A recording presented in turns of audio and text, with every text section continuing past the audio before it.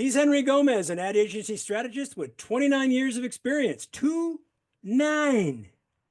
And he's Howard Eibach, a former copywriter and creative director who's written two books on the creative brief, not one, but two.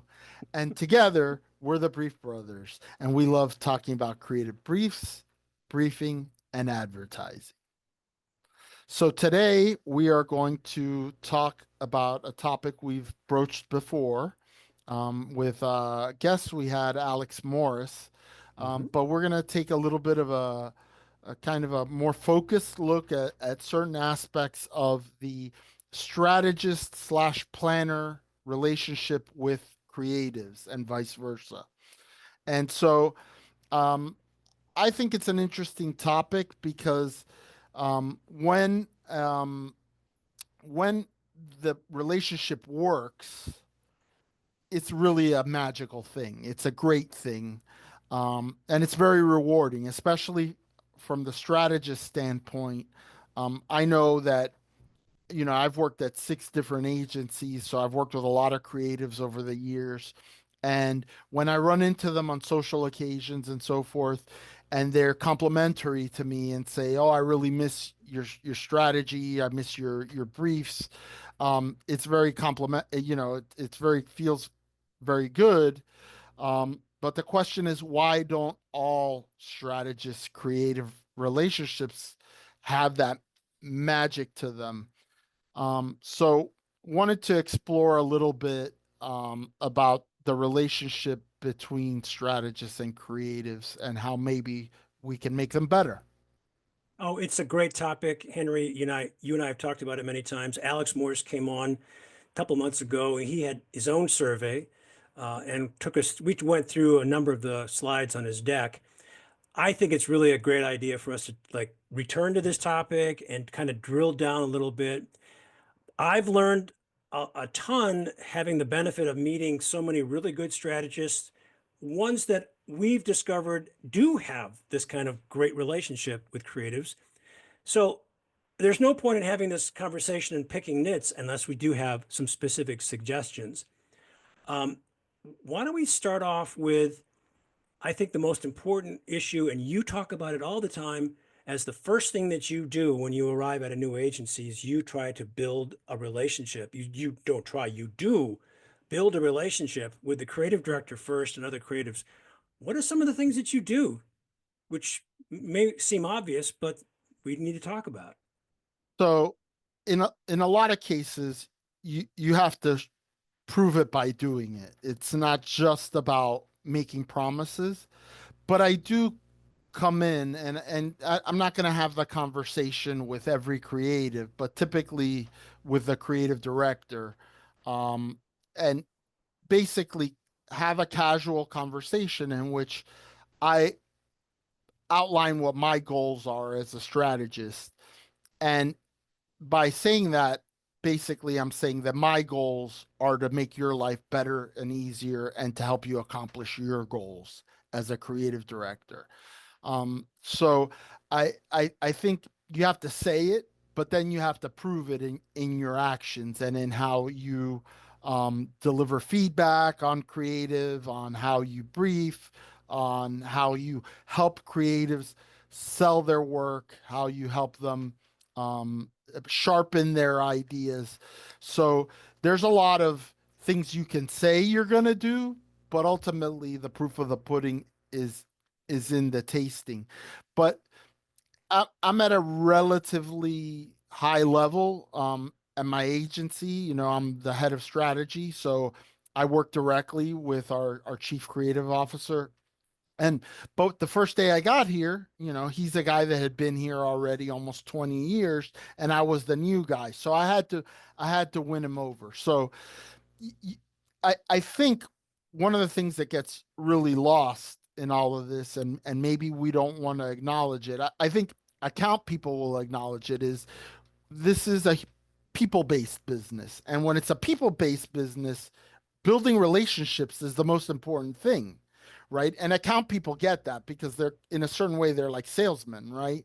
um, I don't know that creatives and strategists necessarily get that, but the better relationship you have, the more you know how the other half ticks, what makes them tick, the better it's going to be. So, kind of getting into their motivations and their desires and what they're trying to get out of a specific situation is important. So, you have to be a little bit of a psychologist, I think, to win over anybody's confidence, right?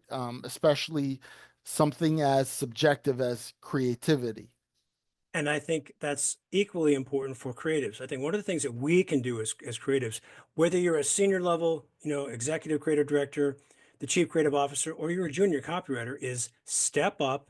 This is more, I guess, geared toward the younger, less senior creatives, is to step up and let your brief writer, your strategist, your planner know that you are interested, you care about a good brief. Offer your help, offer your assistance. Um, I do mostly training with marketers, as we've talked about before. Marketers have so many other things on their plate besides writing a brief. That's where I think it's really important for creatives to step up and say, look, let me help you. Let me contribute. Let me read an early draft. Let me be part of the process.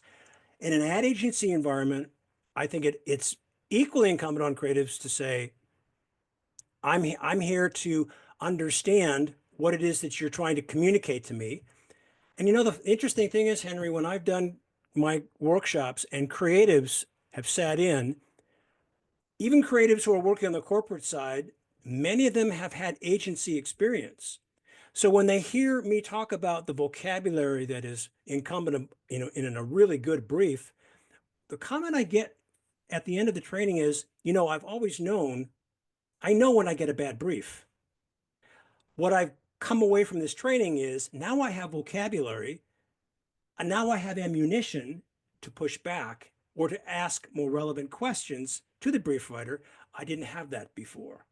So I'm hoping that as a creative trying to find ways to make briefs better, I'm contributing and opening the eyes of creatives on how to be a better part of the whole process. That's really important, I think. Yep. So there's an interesting phenomenon I think that exists, and I think it's one of the reasons for that when there is tension between strategy and creatives is, and I'm very humble about the role of strategy in the agency. If this is a sausage factory, the creatives make the sausage, and we're all here to support them. But on the one hand, while I think that's a healthy attitude for a strategist to have, I don't think it's that healthy of an attitude for creatives to have. I think creatives need to, I would like for creatives to understand that by bringing in and embracing their strategists, getting to know their strategists, and becoming simpatico with their strategists, that there's a lot of upside for them.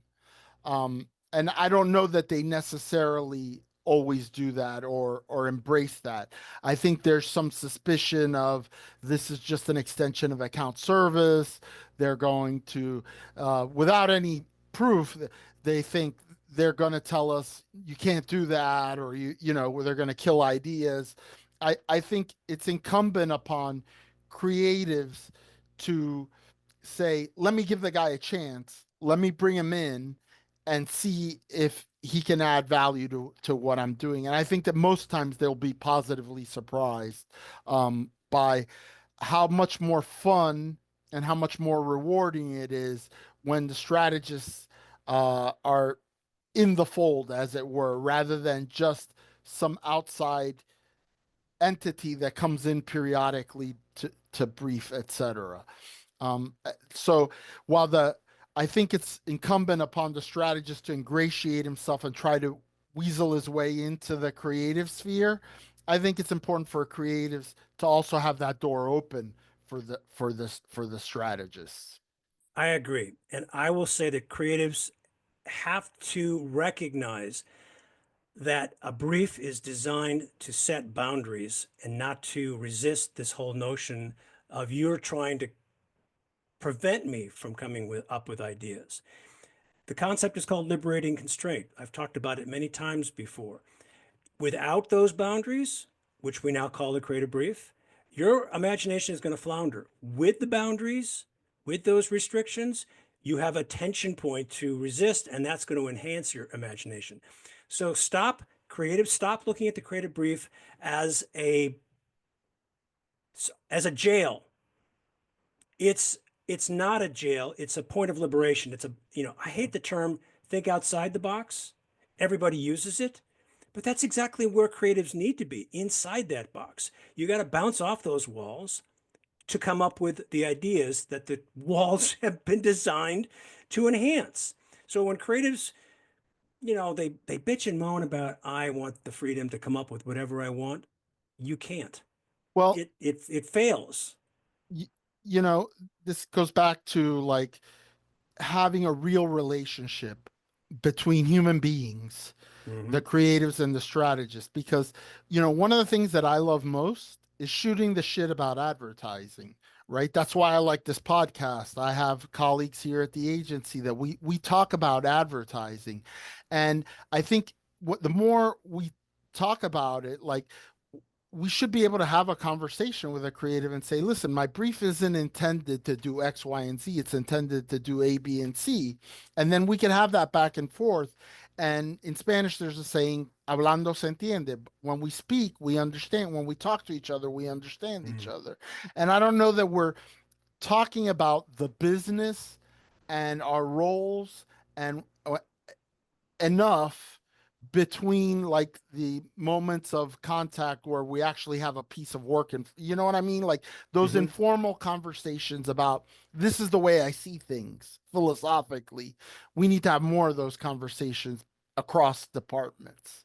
Oh, um I agree. I agree. And you've said before that a great stress test for your brief is the kind of thing that a creative can do. I say to a creative, before you start bitching and moaning about how bad your creative briefs are, try to write one yourself.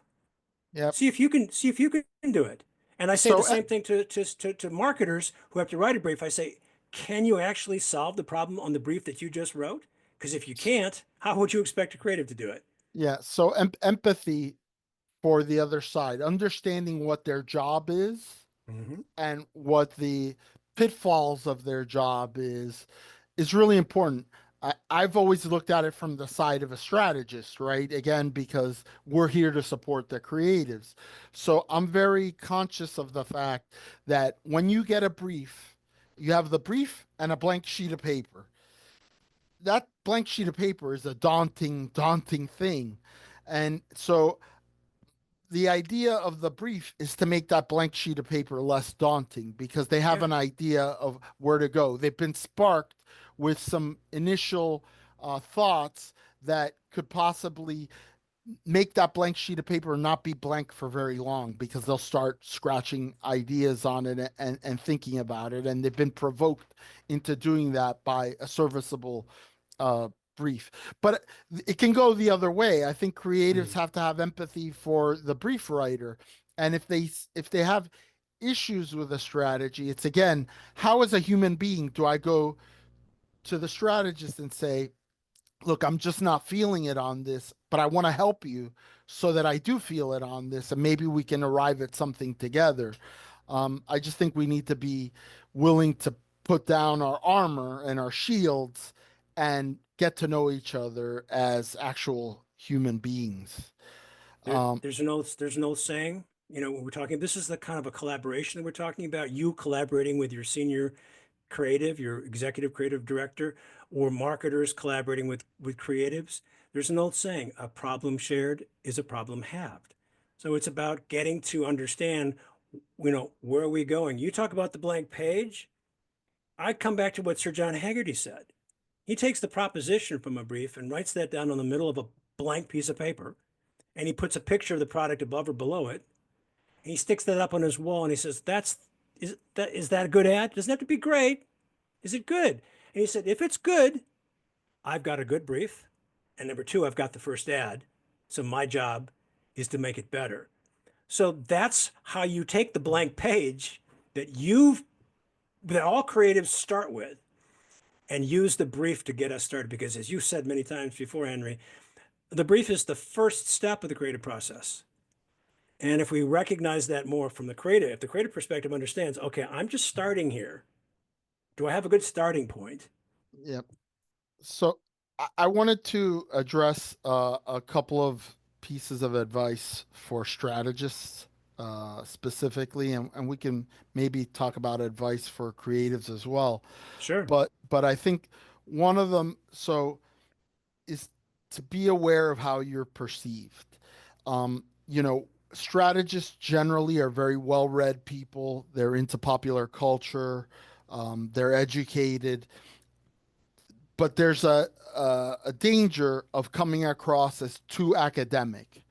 Mhm. And I I think that it's important to, especially in the brief, that it doesn't come across as too academic or too highfalutin, that it is, that you're also a storyteller. We've talked about how brief writing is writing. You're telling a story, but your audience isn't the consumer, it's the creatives. So I think you need to be able to use storytelling effectively in order to be a good strategist.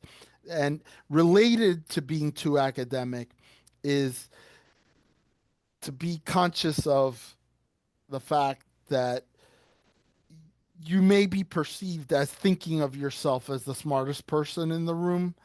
And again, you have to try to be humble, right? Like, say, this is what I found, this is my opinion. You have to like qualify things and not try to come off as this is the way things are, or this is, you know, the data seems to indicate this. Um, because there are no laws of advertising. There is no hard and fast truths. We're all trying to find some sort of truth together. So those are some pieces of advice that I would give is, you know, don't don't be too clever. Um, you know, be approachable. No, those are really great piece of advice. I would maybe repeat a couple of things I've already said.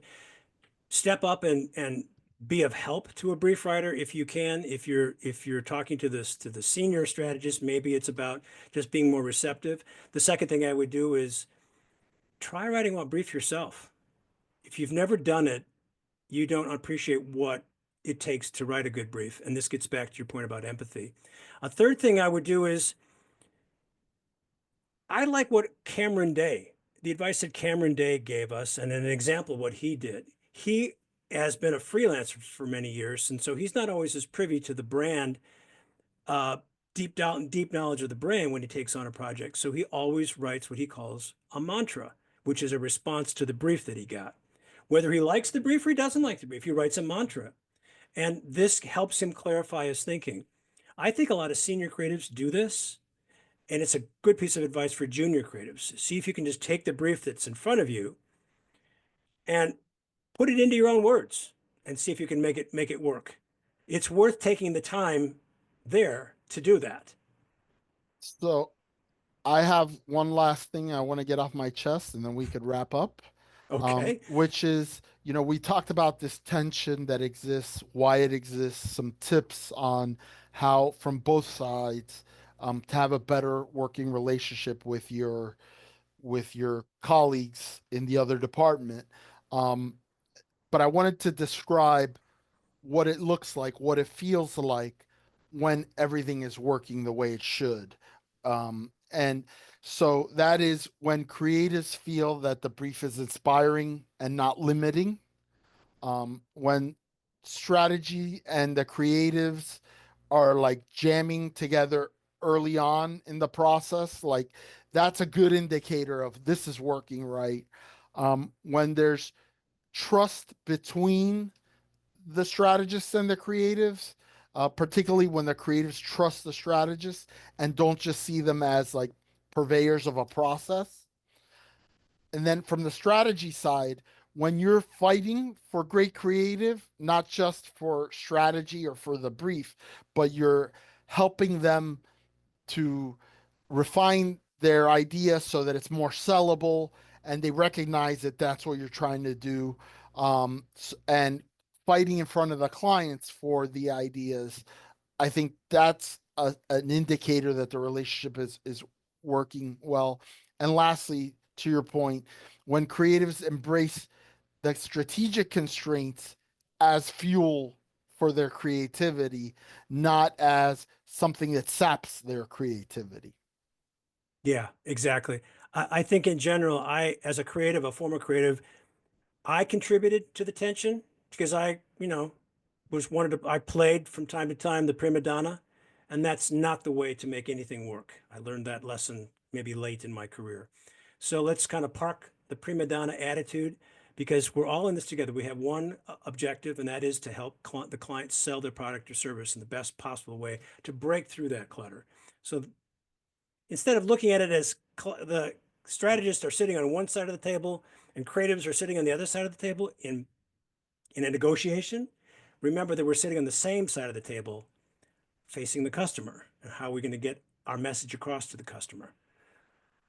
I would say, Henry, that's pretty good stuff. Good stuff, Howard. He's Henry Gomez. He's Howard Eibach, and together we're the Brief Brothers. Till next time, bye bye.